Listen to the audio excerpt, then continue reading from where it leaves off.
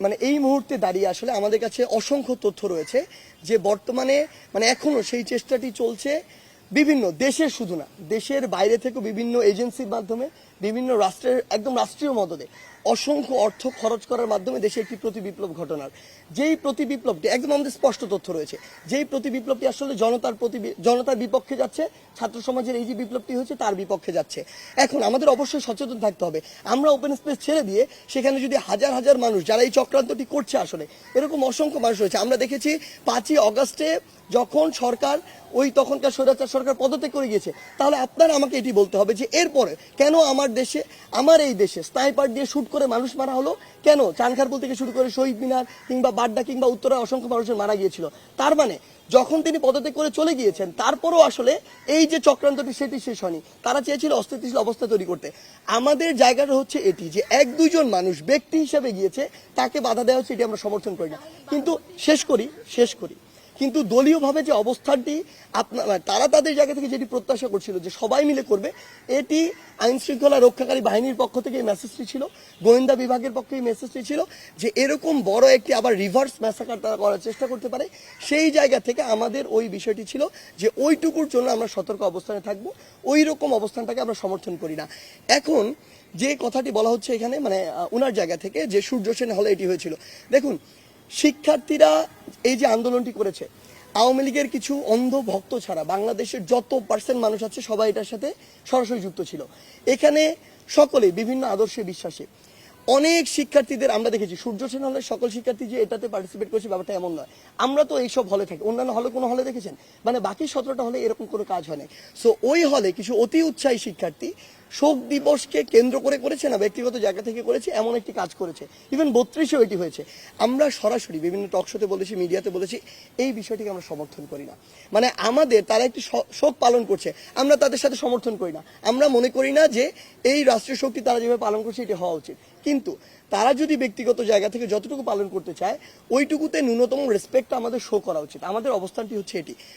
অর্থাৎ মানে বিগত সময়গুলোতে আমরা যেটা দেখে এসেছি বাংলাদেশ 16 বছরে, যে কেউ একটি কাজ যখন ক্ষমতায় থাকে শুধু তারটি এস্টাবলিশ, বাকি সবকিছু না। আমরা এটা চাই না। সবাই সবার মতো করে লিমিটের মধ্যে থেকে যতটুকু করা উচিত ততটুকু তারা করবে, এবং ওই রেসপেক্টটুকু আমাদের তাদের প্রতি শো করতে হবে। আমাদের অবস্থান হচ্ছে এটা। আমরা একটু বলি যে এখন যেটা শেষে বললেন আপনি, এখন আসলে কেউ ক্ষমতায় নেই, ক্ষমতায় আছে আমরা, মানে আপনারা মানে আমরা। সেই জায়গা থেকে আপনারা এতগুলো নেতার নাম বললেন, বঙ্গবন্ধু আওয়ামী লীগের বঙ্গবন্ধু না, বাংলাদেশের বঙ্গবন্ধুকে আপনাদের সম্মান করা দরকার ছিল কিনা? আপনারা নিজেরা গিয়ে ফুল দিতে পারতেন কিনা? সেটা আপনারা কেন করলেন না? আর যদি স্পেসিফিকলি সেখানে যদি কেউ ফুল দিতে যেয়ে থাকে, ছাত্র সমাজ তো 32-এ ছিল, যেহেতু আপনাদের অবস্থান করার কথা ছিল, ছাত্র সমাজ কেন তাদের প্রোটেক্ট করলো না? যে তারা শুধু ফুল দিতে গিয়েছে, শুধু ফুল দিবে, তাদেরকে অ্যাটাক করা হলো, তারা কেউ কিছু বললো না কেন? আচ্ছা ভাই, মানে দেখুন আমি আপনাকে একটা স্পষ্ট করে কথা বলি। কথাটা হচ্ছে মানে আপনি যদি দায় দিতে চান, দায় আমাদের সবাইকে নিতে হবে। দায় আপনাকেও নিতে হবে, আমিও নিব, আওয়ামী লীগও নিবে, প্রত্যেকটা দল নিতে হবে বাংলাদেশে। এই দায় কোনোদিন একদিনে তৈরি হয় না। এই দায় 16 বছরে তৈরি হয়েছে। আমরা দেখেছি 16 বছরে পুরো বাংলাদেশের প্রত্যেকটি সেক্টর কিভাবে চুপ ছিল, কিভাবে ক্ষমতার অপব্যবহারের ফলে তারা তাদের জায়গা থেকে তাদের যে ভূমিকাটা পালন করা ছিল কেউ করেনি। এই যে জনবিস্ফোরণটি আপনি দেখছেন, যেটি হয়েছে 16 বছর পরে এই জায়গাটিতে দাঁড়িয়ে, এটি ঘটার পরে এখন সবাই সবার জায়গা থেকে যত কিছু বলার বলছে। 16 বছর ধরে যদি এই মানুষগুলো তাদের জায়গা থেকে কথা বলতো, বিষয়টি এ পর্যায়ে কখনো যেত না। যদি দায় নেয়, আমাদের সবাইকে দায় নিতে হবে। আমি এটাতে একদম দ্বিমত করবো না এই জায়গা থেকে। কিন্তু আপনি যদি দায় দেন, কোনো নির্দিষ্ট একটি গোষ্ঠীকে দিতে পারবেন না। কেন দিতে পারবেন না? কারণ আমরা দেখেছি, আমরা যখন ডিবি হেফাজতে ছিলাম, আমাদের সাথে যেগুলো হয়েছে মিডিয়া সেগুলো প্রকাশ করতে পারেনি। কেন? হয়তো বা এমন হতে পারে করতে দেয়া হয়নি, কিন্তু পারেনি তো, এটাই তো বাস্তবতা। আমরা দেখেছি সরকার তার ক্ষমতার অপব্যবহার করে আমাদেরকে হেফাজতের নামে 6 দিন আটকে রাখা হয়েছে। একটা মানুষকে 24 ঘন্টার বেশি জিজ্ঞাসাবাদের জন্য কোনদিন আটকে রাখা যায় না।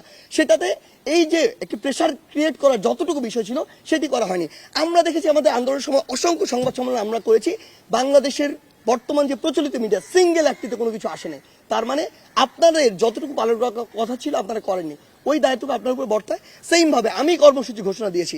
আমার কর্মসূচি আমি ধরে নিচ্ছি যে বিভিন্ন মানুষজন সেখানে তাদের রাজনৈতিক উদ্দেশ্য বাস্তবায়ন করার জন্য বা দেশকে অস্থিতিশীল করার জন্য, ইভেন ইফ আওয়ামী লীগ, ছাত্রলীগ, যুবলীগ তাদের অসংখ্য মানুষজন বিভিন্ন ছদ্মবেশে ওখানে ছিল এই কারণে যে তারা একটি অস্থিতিশীল অবস্থা তৈরি করতে চায়। আপনি দেখেছেন এই যে সংখ্যালঘুর বিষয়টা নিয়ে পুরো বাংলাদেশ যখন অস্থিতিশীল হচ্ছিল, আপনি যখন ঘেটে দেখেছেন, রিপোর্টে দেখেছেন যে ওই সময়টি তো তারা ছাত্রলীগ, আওয়ামী লীগ, যুবলীগ নিজেরাই ওই মন্দির ভেঙেছে। আমরা এরকম অসংখ্য রিপোর্ট দেখেছি, যখন পিছনের দিকে গিয়েছি আমরা দেখেছি তারা বিভিন্ন বাড়িতে হামলা করেছে, ভাঙচুর করেছে। রিজন কি? রিজন হচ্ছে তারা একটি অস্থিতিশীল অবস্থা তৈরি করতে চায়। সো আলটিমেটলি এই যে দায় দেওয়ার বিষয়টি, আমরা বিশ্বাস করি এই জায়গায় দায়টি আমাদের সবার। তবে আমরা এটুকু বলছি, আপনি যেটি বললেন যে এই শোক পালন করার উচিত কিনা, আজকে 2024 সালের এই গণ অভ্যুত্থানে আওয়ামী লীগের যেসব নেতাদের উপরে আমি বলছি যে অত্যাচার হয়েছে, ধরে নিলাম তারা দেশ ছেড়ে পালিয়েছে, তাদেরকে মামলা দেওয়া হয়েছে, এই যে ঘটনাগুলো হয়েছে, এটার জন্য কি এখন আমরা শোক পালন করব? যদি এটার জন্য না করি, 15ই আগস্ট 1975 জন্য আমরা শোক পালন করব না। আপনি দেখেছিলেন ওই 15ই আগস্ট 1975 যখন এই ঘটনাটি ঘটে, পুরো বাংলাদেশ ব্যাপী মিষ্টি বিতরণ হয়েছিল। কারণ কি? কারণ ওই 72 থেকে 75 ঘটনা যদি দেখেন, তখন স্বৈরাচার বা ফ্যাসিস্টের চরম একটি মাত্রা ছিল।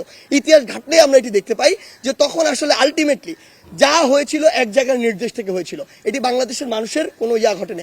এমনকি বাংলাদেশের সাধারণ মানুষ ওই সময় যে বিষয়টি হয়েছিল, যে সাধারণ মানুষ তার যে বিচারটি সেটি পায়নি, বরং বিচার নির্দিষ্ট একটি ঠিকানা থেকে, ধানমন্ডি 3200 কয়েকটি ঠিকানা থেকে পুরো বাংলাদেশে যেত। সো ওই সময় সামগ্রিক একটি বিপ্লবের ফল ওটি ছিল। আসলে আপনি যাদেরকে আজকে মানে দোষ দিয়ে ফাঁসিতে ঝুলাচ্ছেন, দেশের বাইরে পাচার করছেন, তাদের সাথে কি হয়েছিল আপনি সেটি কেন বলছেন না? বিগত 16 বছর ধরে আপনি এটি বলেন নাই, কারণ বললে হয় আপনার চাকরি থাকতো না, হয় মিডিয়া থাকতো না। This is the reality. So fact হচ্ছে আলটিমেটলি আপনার পিছনের ঘটনার দিকে যেতে হবে। আজকে 24 সালে যা হয়েছে এটা 24 সালের ঘটনা না, বিগত 16 বছর ধরে হয়েছে তার ঘটনা। সো আমাদের জায়গা থেকে আমরা মনে করি শুধু আমাদের জায়গা না, বরং রাষ্ট্রীয়ভাবে এই যে শক্তি, এটি পালন করা উচিত নয়। কোনোদিন সিঙ্গেল কয়েকজন মেজর বা আর্মি অফিসার মিলে এই যে একটি অভ্যুত্থান, সেটা 15 আগস্টে 1975 ঘটাতে পারতো না, বরং এটি একটি সামগ্রিক ক্ষোভ ছিল এবং সবার ওই যে একটি নীরবতার সমর্থনেরই কিন্তু একটি লক্ষণ। সেই জায়গা থেকে আমরা বিশ্বাস করি যে এই আপনি যে কথাটি বলছেন এটিতে আমরা সমর্থন করি না। আচ্ছা, আমি বলেছিলাম যে ওখানে তো নর্মাল পিপল ছিল এবং ছাত্র সমাজ থাকবে, আপনারা বলেছিলেন। সেক্ষেত্রে তাদেরকে যখন অ্যাটাক করা হচ্ছে তখন হচ্ছে আপনাদের পক্ষ থেকে ডিফেন্ড করা উচিত। ভাইয়া একটু এখন আমরা 15 আগস্টে একটু সরি। আমাদের এই আন্দোলনে, বৈষম্য বিরোধী ছাত্র আন্দোলনে আপনাদের ডাকে আমরাও মাঠে ছিলাম, সাংবাদিক হিসেবে কভার করেছি, তারপরে আমরা আমাদের মতো করে অংশগ্রহণ করেছি। এখন যখন বৈষম্য বিরোধী ছাত্র আন্দোলনে নানা কর্মসূচি বিতর্কিত হয়, ফেসবুকে আমাদের ডিফেন্স করতে হয়, এটা আমাদের কষ্ট হয়, আমরা কিভাবে ডিফেন্স করব? এখন আমাদের কথা যে আন্দোলন তো শেষ হয়ে গেছে, এখন আমরা দেখছি যে ট্রাফিক পুলিশের যে 7 দিন, আমরা সবাই বলেছি যে ছাত্রদের এই ভূমিকা অসামান্য। এখন তারা আছে, তারা নানা রকম ভাবে কর্মসূচি করছে, সেটা ঠিক কিনা? আবার দেখা যাচ্ছে নানা হোটেলে তারা অভিযান করছে, এরপরে আবার আরো অন্য কিছু করে বলছে। আপনারা কিভাবে কন্ট্রোল করবেন? আচ্ছা, হ্যাঁ বুঝছি। আমি একটা জিনিস স্পষ্ট করে বলি, ছাত্র সমাজ এই সংকটের সময় যেটি করেছে সেটার জন্য তাদেরকে আমরা ধন্যবাদ জানাই, ফার্স্ট। সেকেন্ডলি, ছাত্র সমাজ রাস্তায় থাকা কখনো একটা দেশের স্থিতিশীল অবস্থার পরিচয় না। ইভেন পুলিশ তাদের যেখানে দায়িত্ব পালন করার কথা, ট্রাফিকের জায়গাটির কথা যদি বলি, সেখানে না থাকা এটাও স্থিতিশীল অবস্থার পরিচয় না। সো দিন শেষে আমরা যদি মনে করি যে আমাদের দেশকে একটি স্থিতিশীল অবস্থার দিকে যাওয়া প্রয়োজন, সেই জায়গা থেকে আসলে যার যে জায়গায় দায়িত্ব তার সেই জায়গায় ফিরে যাওয়া উচিত। আমাদের জায়গা থেকে স্পষ্ট বার্তা আমরা দেখছি যে প্রত্যেক দিন বিভিন্ন জায়গায় ধীরে ধীরে যারা পুলিশ রয়েছে তারা আসলে তাদের দায়িত্বে ফিরে আসছে। সেই জায়গায় ছাত্র সমাজের প্রতি আমাদের একদম সরাসরি আহ্বান এবং স্পষ্ট আহ্বান, আমাদের পুরো বৈষম্য বিরোধী ছাত্র আন্দোলনের পক্ষ থেকে স্পষ্ট বার্তা, যেখানে যখন পুলিশের কোনো একটি টিম বা ট্রাফিকের টিম, আইন শৃঙ্খলা রক্ষাকারী বাহিনীর টিম আসবে, তাদেরকে তাদের দায়িত্বটি বুঝে দিয়ে ছাত্র সমাজকে সেখানে সরে যেতে হবে। আপনারা যে দায়িত্বটুকু পালন করেছেন সেটির জন্য আপনাদের ধন্যবাদ, কিন্তু এটি আপনাদের দায়িত্ব না। আপনাদেরকে তাদের জায়গাটি বুঝিয়ে দিয়ে সরিয়ে যেতে হবে এবং আপনাদেরকে অবশ্যই শিক্ষা প্রতিষ্ঠানে ফিরে যেতে হবে, আপনাদের ক্লাসে ফিরে যেতে হবে, পড়ায় ফিরে যেতে হবে।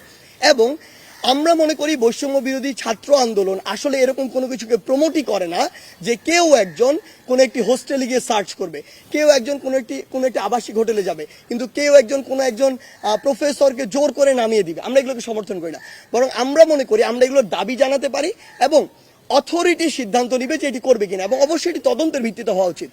আমি মনে করি, আমি একটি অভিযোগ করলাম যে বাংলাদেশের 64 জন ডিসি এবং এসপিকে পদত্যাগ করাতে হবে, কিন্তু বাংলাদেশের 64 জন ডিসি এসপি যদি করাপ্টেড থাকতো তাহলে বাংলাদেশ চলতো না। আমরা বিশ্বাস করি অনেক ভালো ডিসি এসপিও ছিল বলেই বাংলাদেশটি চলেছে, খারাপভাবে চলুক আর ভালোভাবে চলুক চলেছে। সেই জায়গা থেকে অবশ্যই এই অভিযোগ করলাম আর সবাইকে পদত্যাগ করতে হবে বা করাতে হবে ব্যাপারটা এমন নয়, বরং এখানে একটি সুষ্ঠু তদন্ত হওয়া উচিত। যারা এগুলোর জন্য দায়ী, সে ডিসিএসপি হোক আর একজন কনস্টেবল হোক, তাদেরকে ওই দায়টি নিতে হবে এবং তাদের ওই উপযুক্ত শাস্তিটি দেওয়া উচিত। পুরো বাংলাদেশের ছাত্র সমাজের জন্য স্পষ্ট বার্তা, আমরা কোনো অথরিটি না, আমরা একটি প্রেসার গ্রুপ, আমরা আমাদের দাবিটি তুলে ধরতে পারি, আমরা দুর্নীতিবাজদের অপসারণের জন্য, ক্ষমতার অপব্যবহারকারীদের অপসারণের জন্য দাবি তুলতে পারি, কিন্তু এটি করতে বাধ্য আমরা করতে পারি না। আচ্ছা সার্জিস, আমার প্রশ্নটা হচ্ছে যে বেগম রোকেয়া বিশ্ববিদ্যালয়ের যে বৈষম্য বিরোধী ছাত্র আন্দোলন কমিটি সেটা বিলুপ্ত ঘোষণা করা হয়েছে, আর ঢাকা বিশ্ববিদ্যালয়ের বিভিন্ন গ্রুপ থেকেও আপনাদের যে বৈষম্য বিরোধী প্ল্যাটফর্ম সেটা প্রয়োজনীয়তা ছাত্ররা অনুভব করছে না। তো এই বিষয়ে আপনাদের কি মতামত আছে জানাবেন। আর আপনারা যদি বৈষম্য বিরোধী ছাত্র আন্দোলন এর কমিটিটা বিলুপ্ত করেন তাহলে কি আপনারা নতুন কোনো দল গঠন করার চিন্তা ভাবনা করছেন কিনা? দেখুন, আপনি যে কথাটি বললেন, আমার মনে হয় এই কথাটি অল্প কিছু মানুষের একটা রিপ্রেজেন্টেশন, এবং হয়তো এই রিপ্রেজেন্টেশনটা গতকালকের কিছু অপ্রত্যাশিত ঘটনার ভিত্তিতে আপনার কাছে এসেছে। আমাদের জায়গা থেকে স্পষ্ট কথাটি হচ্ছে এরকম যে আমরা আসলে বর্তমানে অনেক মানুষ, বাংলাদেশের মানে বিশাল একটা সংখ্যা আমরা এখন দেখতে পাচ্ছি, হঠাৎ করে আওয়ামী লীগ বিলুপ্ত হয়ে যাওয়ার ফলে, বিলুপ্ত বলতে আমি এমনটি বোঝাচ্ছি ক্ষমতার পতন হওয়ার ফলে, যখন বর্তমানে একটি অন্তর্বর্তীকালীন সরকার রয়েছে, বিশাল একটি সুবিধাবাজ গোষ্ঠী যারা সবসময় সবার আসলে যখন যেখানে পায় তখন সেখানকার খায়, এমন চরিত্রের বিশাল একটি গোষ্ঠী এখন আসলে, তার আগে ছিল ছাত্রলীগ, যুবলীগ, আওয়ামী লীগ, এখন একটি নতুন রূপ ধারণ করেছে। নতুন রূপটি হচ্ছে তারা ভুয়া সমন্বয়ক সহসমন্বয়ক হয়ে উঠেছে, ভুয়া আন্দোলনকারী হয়ে উঠেছে। তারা তাদের জায়গা থেকে বিভিন্ন কমিটি তৈরি করে, আমরা এমনও পেয়েছি যে উত্তরা 12 নম্বর সেক্টরে নাকি একটি কমিটি হয়েছে যারা মসজিদে গিয়ে মসজিদ কমিটিকে পদত্যাগ করতে বলেছে, অথচ আমরা বিশ্ববিদ্যালয় ভিত্তিক শুধু কমিটি দিয়েছিলাম আমাদের জায়গা থেকে, শিক্ষা প্রতিষ্ঠান ভিত্তিক। সেই জায়গা থেকে এই মানুষগুলো তাদের ব্যক্তিগত উদ্দেশ্য হোক, কিছু রাজনৈতিক উদ্দেশ্য, সেগুলো বাস্তবায়নের জন্য এমন কিছু কাজ করছে যেগুলো অপ্রত্যাশিত। আমাদের জায়গা থেকে আমরা মনে করি যে বৈষম্য বিরোধী ছাত্র আন্দোলনে যারা সমন্বয়কদেরকে আপনারা দেখেছেন এই বিগত 1.5 মাসের অধিক সময়, কোনো একজন সম্পর্কে আপনারা যে অভিযোগগুলো করছেন এগুলো যদি করতে পারেন, ইভেন আমার সম্পর্কেও যদি করতে পারেন, আমরা কথা দিচ্ছি ওই একজনের দায় নিয়ে তাকে পদত্যাগ করিয়ে তার জন্য আইনগত যে ব্যবস্থা নেয় আমরা সেটি নিব। আমরা মনে করছি যে অন্তর্বর্তীকালীন সরকারের এই যে অল্প একটু সময় রয়েছে, এই সময়টুকুতে দেশ একটি স্থিতিশীল অবস্থায় আসার পূর্ব পর্যন্ত, অর্থাৎ যখন আমার মনে হবে যে চক্রান্ত করার যে বিষয়টি তাদের, ওই বিষয়টির যে সম্ভাবনা সেটি কমে এসেছে, দেশ স্থিতিশীল অবস্থায় রয়েছে, এমন অবস্থা মনে হলে আমরা এই বিষয়ে আলোচনায় বসে সিদ্ধান্ত নিব। কারণ আমরা আগেই বলেছিলাম যে এটি আমরা লং টার্মে এই প্ল্যাটফর্ম ব্যবহার করার আমাদের কোনো উদ্দেশ্য নেই।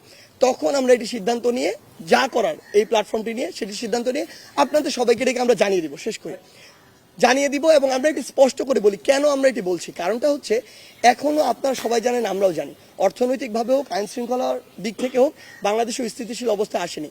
আমরা যদি মনে করি যে আজকে থেকে 7 দিন পরে এরকম একটি বড় চক্রান্তের আভাস আমাদের কাছে এসেছে, তখন তো আমাদের রাজপথে নামতে হবে, একটি ডাক দিতে হবে। সেই জায়গা থেকে এই স্থিতিশীল অবস্থাটি আসার জন্য আমরা অপেক্ষা করছি। একটা বিষয় আপনারা তো বৈষম্য বিরোধী আন্দোলন করেছেন, সারা বাংলাদেশের মানুষের সমর্থন পেয়েছেন। যে 17 বছর সরকারের যে নানান ধরনের হয়রানির শিকার হয়েছে, আমি পরিষ্কারভাবে বলি, বিএনপি এবং জামাতের কোনো নেতাকর্মী তারা ঘরে থাকতে পারতো না। বিএনপির কোনো নেতাকর্মী তাদের অজস্র হয়রানিমূলক মামলা, আমরা দেখেছি মামলার কি ধরনের বিকৃত রূপ। আবার সে একইভাবে এখন আবার পুলিশ এই আগের রূপেই তারা এখন আওয়ামী লীগের মন্ত্রী এমপিদের বিরুদ্ধে মানে লজিক্যাল মামলাগুলো হচ্ছে না, কিন্তু মানে এক ধরনের স্ক্রিপ্টেড মামলা, নাটকীয় মামলা, এটা নিয়ে এখন কথা হচ্ছে। তাহলে যেই বিরোধী আন্দোলন করলেন, যেটা বৈষম্যমুক্ত সমাজ গড়ার আন্দোলন করলেন, এখানে তো সবার অধিকার থাকবে, সবাই কথা বলতে পারবে। আমি যদি অপরাধ করি আমার সে অপরাধের জন্য শাস্তি পাবো আগে, এই বিষয়টা আপনাদের কোনো মেসেজ থাকবে কিনা পুলিশের উদ্দেশ্যে? মানে আপনি কি হচ্ছে এমপি, মন্ত্রী, পুলিশ বা যারা আছে সবার কথাই বলছেন, তাই তো? ফাইন। দেখুন, আমি প্রথমে এটা ক্লিয়ার করি 16 বছরে ফ্যাসিস্ট আওয়ামী লীগ সরকারের সাথে বিভিন্ন পদে, হোক মন্ত্রী, হোক প্রধানমন্ত্রী, হোক এমপি, হোক কোনো একটি নির্দিষ্ট ইউনিটের প্রেসিডেন্ট, সেক্রেটারি কিংবা প্রভাবশালী কেউ একজন, এই যারা ছিল তারা প্রত্যেকেই এই ফ্যাসিস্ট গভর্নমেন্টের এক একজন স্টেক হোল্ডার ছিল। তারা তাদের জায়গা থেকে প্রত্যেকে কোনো না কোনো ভূমিকা রেখেছে। একজন ওয়ার্ড আওয়ামী লীগের কোনো একজন কর্মীও ওয়ার্ড বিএনপির কোনো একজন কর্মীকে টর্চার করেছে, এই দায়টি সে এড়াতে পারে না। অর্থাৎ এই যে পুরো বিষয়টি, আওয়ামী লীগের সাথে যারা সরাসরি রাজনীতির সাথে জড়িত ছিল তাদের প্রত্যেকের এই দায়টি আসলে নিতে হবে। তাই এটি কেউ বলতে পারবে না আসলে যে একজন এমপি কিংবা একজন মন্ত্রী সে তার জায়গা থেকে স্বচ্ছ ছিল, সে কাউকে মারেনি, সে 16 বছর ধরে মানুষের ভোটাধিকারটা একদম ধ্বংস করে দিয়েছে, এবং সে মানুষের ভোট ছাড়া নির্বাচিত হয়েছে। সে তো সবচেয়ে বড় মানুষের যে রাইটটি, যে সে ভোট দিবে, তার জনপ্রতিনিধি নির্বাচন করবে, এই অধিকারটি ধ্বংস করেছে। তার মানে সে ডিরেক্টলি আর ইনডিরেক্টলি দায়ী। এবং আমি যদি আপনাকে বলি আমাদের অ্যাকচুয়ালি মানে গোড়াটা কোথায় সমস্যা, গোড়াটা ওই নির্বাচন ব্যবস্থা। যখন জনগণের ভোটাধিকার নাই, জনগণ কাউকে নির্বাচিত করতে পারছে না। যে কেউ একজন প্রতিনিধি ওই সময় দেখেছে, সে যদি তার ঊর্ধ্বতন কাউকে তেল দিয়ে তোষামত করে টাকা দিয়ে এই কাজটি করতে পারে, যে মনোনয়নটি নিতে পারে, তাহলে সে এমপি। তখনই সে জনগণের কথা ভুলে গিয়েছে। আলটিমেটলি জনগণের ভোট তার প্রয়োজন হয় না, সেই জায়গা থেকে তার ইচ্ছা মতো কাজ করেছে। সে ওই জায়গায় 100 কোটি খরচ করেছে, সে জনগণের সম্পদ 1000 কোটি লুটপাট করেছে। আলটিমেটলি তাকে জনগণের কাছে জবাবদিহি করতে হয় না এটার জন্য, এবং জনগণকে ভোটের জন্য ফেস করতে হয় না। সো ওই যে গোড়ার সিস্টেমটি, ওই সিস্টেমটির জন্য আসলে আওয়ামী লীগের যারা সরাসরি ছিল, যারা পিছন থেকে সামনে থেকে মদত দিয়েছে, প্রত্যেকজন দায়ী। এবং আমি বিশ্বাস করি যে প্রত্যেকজনের বিরুদ্ধে অন্তত এই ভোটাধিকারটি নষ্ট করার জন্য এবং এটিকে সাপোর্ট দেওয়ার জন্য মামলা করা উচিত। শেষ একটু জানাবেন যে এই আওয়ামী লীগের যাদের কথা বললেন তাদের বাইরে আপনারা নিজেরাও আসলে সাফারার, প্রশাসনের যারা ঊর্ধ্বতনরা আছেন তারা দেশের ভেতরে আছেন, তারা কোথায় আছেন আমরা যেমন জানি, আপনারা রাষ্ট্রের ভেতরে ঢুকে গেছেন, আপনারাও জানেন। এদের গ্রেপ্তার না দেখানোর ফলো আর ফিডব্যাকটা যেটা হচ্ছে, এখন যারা প্রশাসনে আসতেছে তারা তো আসলে কোনো মেসেজ পাচ্ছে না, আপনারা চাপ দিচ্ছেন না কেন? প্রশাসন বলতে আপনি কি আমলাতন্ত্র বোঝাচ্ছেন? না, প্রশাসন বলতে আমি হারুনের কথা বলছি, আমি আমাদের আইজিপির কথা বলছি, কমিশনারের কথা, এরা তো দেশে আছে, এদেরকে কেন আপনারা বলছেন না যে আটক করা হোক, গ্রেপ্তার করা হোক? আপনাদের মুখ থেকে কোনো কথা? আচ্ছা, আমি আপনাকে স্পষ্ট করে বলি, হয়তো মানে আমরা ইন্ডিভিজুয়াল জায়গা থেকে, ইন্ডিভিজুয়াল জায়গা বলতে এরকম অফিসিয়াল সংবাদ সম্মেলনে হয়তো এই কোয়েশ্চেনটা আসে না, আপনি প্রথম করলেন, হয়তো ওই উত্তরটা আমাদের জায়গা থেকে আসে না, কিন্তু ইন্ডিভিজুয়াল জায়গা থেকে আমরা বারবার বলেছি, বাংলাদেশের 16 বছরে এমন একটা ট্রেডিশন তৈরি হয়েছিল, ঊর্ধ্বতন পদ, সেটা প্রশাসন থেকে শুরু করে বাংলাদেশের স্বায়ত্তশাসিত বলেন প্রত্যেকটি প্রতিষ্ঠানে, ঊর্ধ্বতন পদগুলোতে ওই মানুষগুলোই ছিল যারা শুধুমাত্র ওই ফ্যাসিস্ট গভর্নমেন্টকে সার্ভ করেছে। This is the reality. So ওই জায়গা থেকে আমরা মনে করি ওই জায়গাটুকুতে যারা ছিল আসলে তাদের প্রত্যেকের বিরুদ্ধে প্রথমে এনে তাদের বিরুদ্ধে একটি তদন্ত করা উচিত, জিজ্ঞাসাবাদ থেকে শুরু করে একদম আইনি কাঠামোতে যা হওয়া উচিত প্রত্যেকটি জায়গায় সেটি করা উচিত। এবং সত্যি বলতে শুধু ওই ঊর্ধ্বতন জায়গায় নয়, অধস্তন যে জায়গাগুলোতে রয়েছে সবগুলোতে এটি হয়েছে।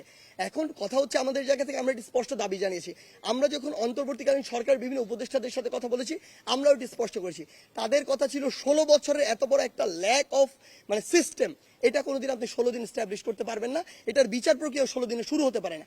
আপনি দেখেন যে যেই জায়গাগুলো সবচেয়ে বড় বড়, ওইগুলোতে কাজ অলরেডি শুরু হয়েছে। আপনি পুলিশের আইজিপি বলেন, এটা থেকে শুরু করে সচিবালয়ের বিভিন্ন সচিবগুলোর কথা বলেন, কিংবা আরো অসংখ্য জায়গা, গোয়েন্দা বিভাগের বিভিন্ন, যারা আয়না ঘর থেকে শুরু করে মানুষকে হেনস্থ করা, গুম করা, খুন করা, নির্যাতন করা, তুলে নিয়ে যাওয়া, এই জায়গাগুলোতে যারা লিড দিয়েছিল তাদের অবশ্যই প্রায়োরিটি লিস্ট রয়েছে, এবং ওই প্রায়োরিটি লিস্ট অনুযায়ী আস্তে আস্তে যাবে।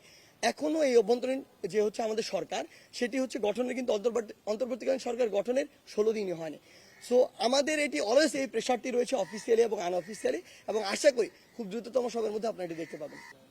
আচ্ছা, আপনি যে প্রশ্নটি করেছিলেন, যেদিন 5 আগস্ট ওই গণঅভ্যুত্থানটি ঘটেছিল, ওই গণঅভ্যুত্থানের পরে একটি টিভি চ্যানেলে গিয়ে সমন্বয়কদের মধ্যে প্রধান 7-8 জন আমরা এখানে ছিলাম, আমাকে জিজ্ঞাসা করা হয়েছিল কেমন একটি বাংলাদেশ আপনি দেখতে চান। আমার প্রথম উত্তরটি ছিল এটি, আমি 5টি পয়েন্ট বলেছিলাম, প্রথম পয়েন্টটি এটি ছিল, আমি এমন একটি বাংলাদেশ দেখতে চাই, বা আমরা এমন একটি বাংলাদেশ দেখতে চাই যেখানে গণমাধ্যম তার যে সত্য কথাটি সেটি তুলে ধরার সর্বোচ্চ স্বাধীনতাটুকু পাবে, যেটা সত্য সেটাকে সত্য বলবে, যেটা মিথ্যা সেটাকে মিথ্যা বলবে। কাউকে যেন এই অধিকারটুকু দেয়া না হয় যে গণমাধ্যমকে কেউ সেন্সরশিপ করছে। আমাদের জায়গা থেকে আজকে পর্যন্ত না, শুধু আগামীতেও যদি আমাদের কোনদিন ভয়েস থাকে, এটি স্পষ্ট বার্তা থাকবে, গণমাধ্যমের স্বাধীনতা হরণ করার এই অধিকারটুকু কারো নেই, এবং এটি কেউ করতে পারে না। বরং আমরা যদি চাই দেশের এগিয়ে যাওয়া উচিত, তাহলে এই স্বাধীনতাটুকু এই কারণেই দিতে হবে যে গণমাধ্যম আমাদের ভুলগুলো খুঁজে বের করে দিবে, এবং ওই ভুলগুলোতে কাজ করে আমাদের সংশোধন করতে হবে। কারণ বিগত 16 বছর ধরে ওই ভুলগুলো বের হতে পারেনি কিংবা সংশোধন হয়নি বলে দেশে আজকে এই অবস্থা। দেশকে এগিয়ে নিয়ে যেতে হলে অবশ্যই এই সুযোগটি দিতে হবে। আমরা গতকালকে বা তার আগের দিন যে কয়েকটি ঘটনা দেখেছি, আমরা বিশ্বাস করি তাদের উদ্দেশ্য আসলে ভিন্ন। যদি উদ্দেশ্য ভিন্ন না হয়, তাহলে যে কাজগুলো তারা করেছে ওই কাজগুলো মিডিয়া আসতে সমস্যা কোথায়? আমরা তো সবকিছু মিডিয়ার সামনে ওপেনলি করছি, আমরা আপনাদেরকে বলে দিয়েছি আপনাদের যা ইচ্ছা আমাদের প্রশ্ন করুন, আমরা উত্তর দিতে প্রস্তুত। তার মানে ওই সৎ সাহসটুকু আমাদের রয়েছে। তো যারা এই কাজটুকু করেছে অবশ্যই তাদের ভিন্ন উদ্দেশ্য রয়েছে। আমরা বিশ্বাস করি আপনারা কষ্ট করে হলো তাদেরকে পুরো দেশের সামনে প্রেজেন্ট করুন, এবং তাদের যে অপকর্মগুলো এগুলোর জন্য বিচারের ব্যবস্থা করার জন্য যা প্রেশার ক্রিয়েট করা দরকার আমরা করবো। লাস্ট কোয়েশ্চেন এটা।